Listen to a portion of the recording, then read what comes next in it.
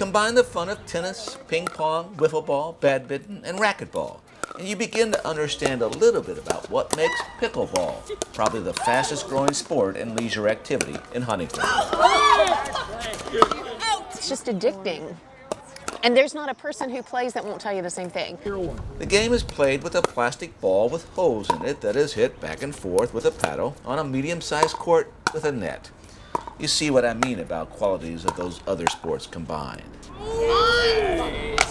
It's actually really easy to pick up, and I think that's one of the biggest things. Anybody could come and learn how to play. You know, win or lose, it's a good time. All those attributes also mean pickleball is open to all ages and all levels of fitness. I'm 60 years old, and I feel like I'm burning calories, and I always heard do the exercises you like doing the most. And that, you know, this is easier than running. And it's the friendly nature of the game that is making pickleball a hit. But it is a sport, and so naturally there's an element of competition. Yes, a friendly competition, but a competition just the same. You win a game and it's great, and then you lose a game and it's okay. You know, nobody gets mad.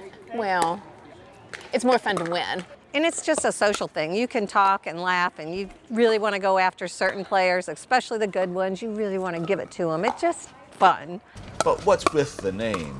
I always tell people, oh, I'm going to play pickleball, and they're like, pickleball, what the heck is that? But I looked it up one time. It's like the owner had a dog named Pickles. Their dog was named Pickle. He chased the ball. It ended up being called pickleball. Pickleball has been around for more than 50 years, but it's only taken hold in Huntington in the past year or so. And these courts are new this year. At the players' urging, the City Parks Board transformed 2 tennis courts at Ritter Park into 6 pickleball ones. A net gain for all concerned.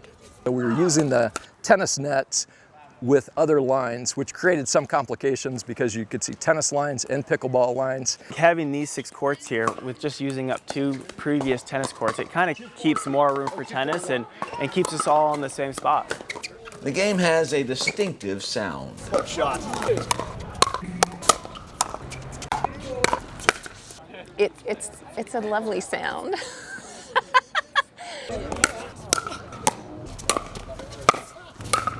People who don't know pickleball think it's an annoying sound. And then when you start playing, when you hear that, you're just like, I've got to go, I've got to see, I've got to be on the court. It's such a unique sounding game. If somebody hits it really solid, you can hear a very resounding crack. And whacking the ball hard is just fun. For sure, you can definitely get some frustrations out. It's just because like the ball has so many holes in it that it's so lightweight that you can hit it really hard, but it doesn't really sail out as much as you would expect it to. But the skill of the game just might be in hitting the ball softly.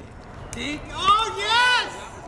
Yes! Hitting the ball hard is the easy part. The hitting the ball soft is the hard part. The rules don't allow for a player to stand within 7 feet of the net and just volley the ball directly out of the air. That area is called the kitchen. If you're in the kitchen, the ball has to bounce first. And since it doesn't bounce high, the angles don't allow for spiking. So you end up with the potential for a rally of soft shots that barely make it over the net.